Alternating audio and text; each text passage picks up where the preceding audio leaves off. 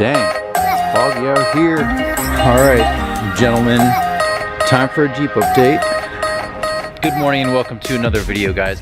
In this video, everyone's been asking, well, really not everyone, but there's been a bunch of people asking about the Jeep. I realized through winter time, I grabbed a lot of Jeep, SUV, 4x4, whatever you want to call it, enthusiasts, truck people, whatever you happen to be, welcome to the channel. And yes, the Jeep is still here. And what happens, I don't know if you guys if I fully explained this, but when I drive in the wintertime, the primary vehicle is the Jeep, obviously, four-wheel drive, SUV, all that stuff. And then when it gets nicer out, the M3 comes out, and I do a lot more videos on that, which you guys have noticed recently because all the Jeep people have been asking, do you have the Jeep? Are you driving it? Yada, yada. Marcy comes over and she tells me that her ex-boyfriend was over late last night and yada, yada, yada. I'm really tired today. You don't think she'd yada, yada sex? I've yada-yada'd sex. I'm going to tell you guys about the Jeep and kind of give you a quick little update, sort of a spring update. I used to do this kind of when I started the channel, fall, spring update, that sort of thing. Let's start off by saying how nice that CV axle looks. Man, that is a nice little CV axle and boot setup you got there. That is the best $300 I've ever spent. Yeah, this thing needed a new CV axle. The boot was all loose and it was making a bunch of noise when I was driving, especially if there was like a wall. I could hear it was like a scraping kind of noise. So I feel like there's still another noise coming from somewhere else. That was replaced. It was like $260 or $80. So that wasn't very fun. But I do want to talk about really how dirty this thing is. I've probably put 500 miles on this thing in like the last month. I've filled it up with a lot of gas. Maybe 500 doesn't sound like a lot, but it is for me. I don't normally do a lot of driving. But I want to talk about something that I didn't really get a chance to talk about before. I did a whole video on it, but I never really liked the video, to be honest with you guys. And I want to talk about this full setup just for a second here.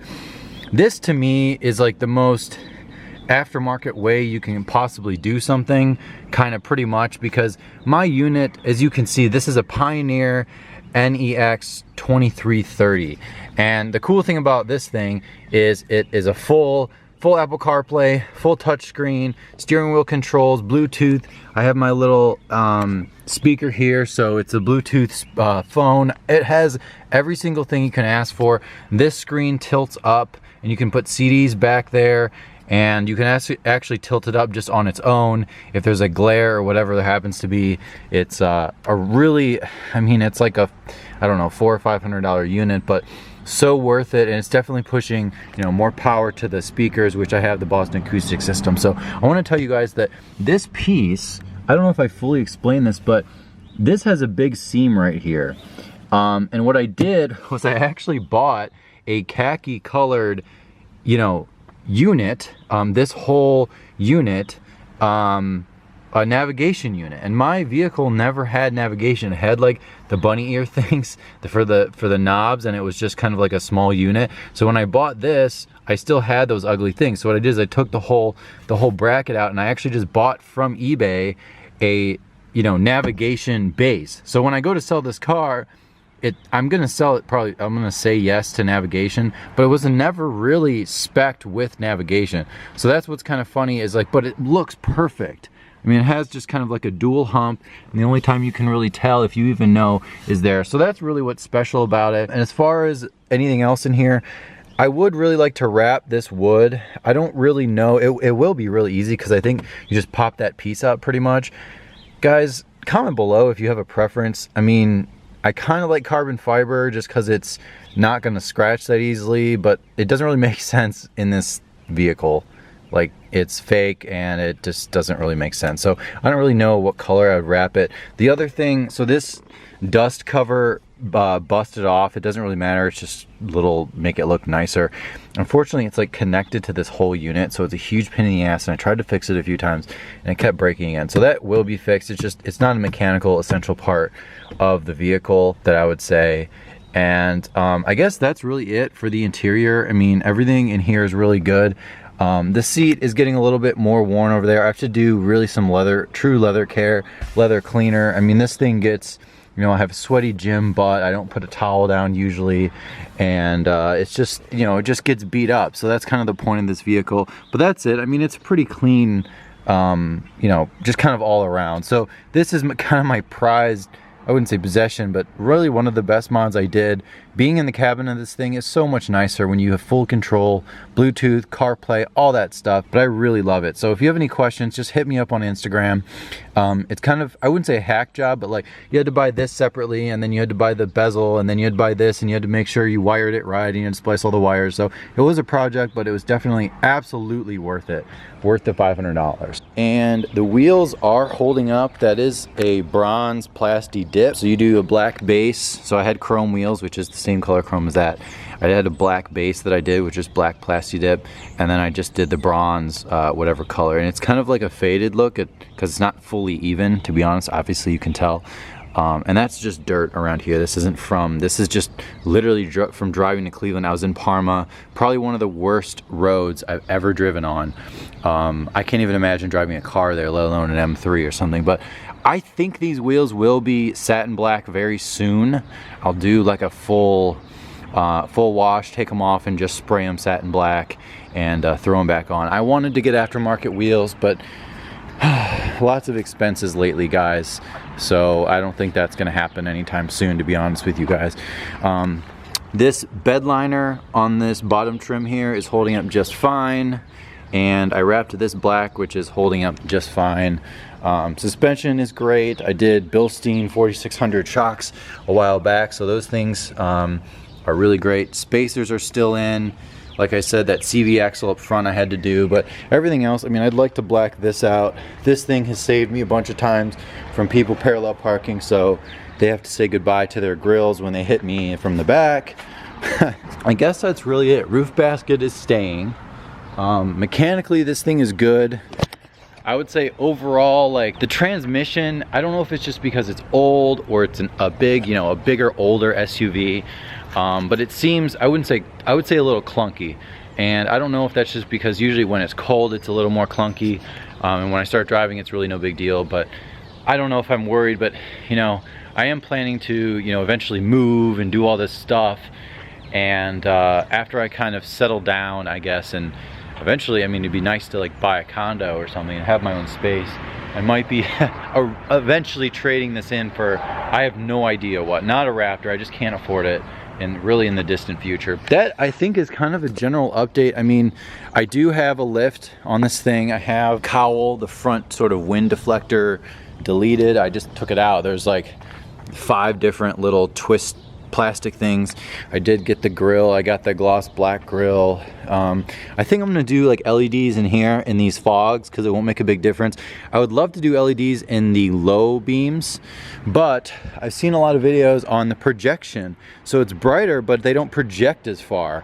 So I don't know if I'm really a fan of that. So they're better in a way, but they're also worse in a way. So I might just stick, I have the, you know, the brighter white regular halogen bulbs I got, just I had some laying around and put those in there. I'd like to do a light bar. Ideally, I'd like to do like a 23-inch light bar, just like right under here, and kind of mount that to the base. That would be really sweet and pretty easy to wire. But I don't know, right now there's just other things going on. I'm doing a lot with the M3.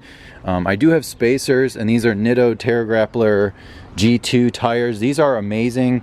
Very, very quiet on the highway. I would say the mud tires are definitely twice as loud. What are these, 265 70s? Yeah, 265 70 17, which is perfect. I think that's a perfect amount of sidewall, and they're, you know, slightly wider. I do have a tiny bit of rub when I turn.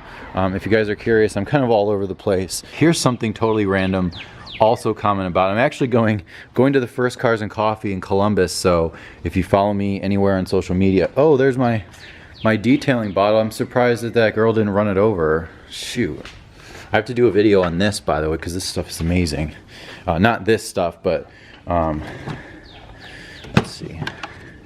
It's actually this stuff as a drying aid. It's seriously amazing on my coating. Really quick, give me your thoughts.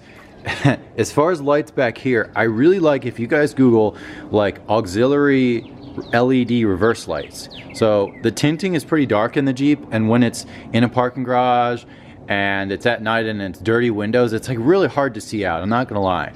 But I've seen guys that put like a little like LED sort of auxiliary light, like kind of like right here, just like one little square one and then one square one on the other side. So when you hit the reverse lights, or when you back up, you turn the reverse lights on to back up, put it in reverse. That's how you back up, obviously. Those lights will come on. And I think it looks so cool, and it's really functional, and like kind of when you're driving on the road, if you see like some extra like tiny little lights there, I just think it's a perfect little sort of mod. And they're pretty much, they're the same size as the ones that guys put, so the auxiliary ones like right here to see out, or they put them here or something.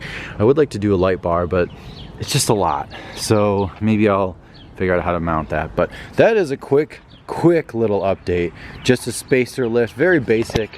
As you guys know, I originally didn't really start modding this, but I just did a lift and basic stuff at first because I wasn't planning on doing much, but then I ended up doing a lot more than I wanted. And I will go through like an outlined items, all the money I've spent, whether it's maintenance or just like, you know, the wrap for this or the roof rack or the lift or whatever, and you guys can decide if it was justifiable or whatever. It doesn't really matter, but I think I've already honestly spent over like $5 grand on every single thing, including oil changes and maintenance. Cooling system was all done, that was $1,000. So over time it has been fairly expensive, but every time something needed to be done, I did it like twice as good as I needed to. So it needed shocks, I put Bilstein shocks all around, and I did a lift, and I did tires.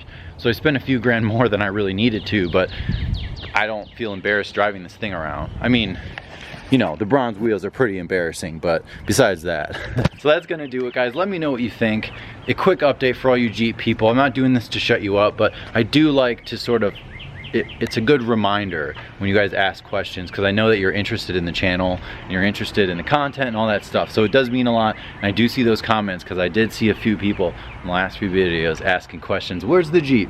So here it is, still here, don't worry. And this is my neighbor's car, which I actually just noticed.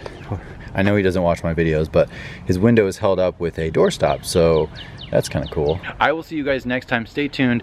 Lots of M3 stuff and Jeep stuff here and then. So thanks again for watching, guys. Don't forget to subscribe below, and do click the bell thing, because I have gotten a lot of people saying they were unsubscribed or they didn't have notifications. So do that only if you want notifications and want to make sure you see every piece of content, because people I know have been behind by a few videos because they didn't see them. So anyways, I will see you guys next time, and thanks again.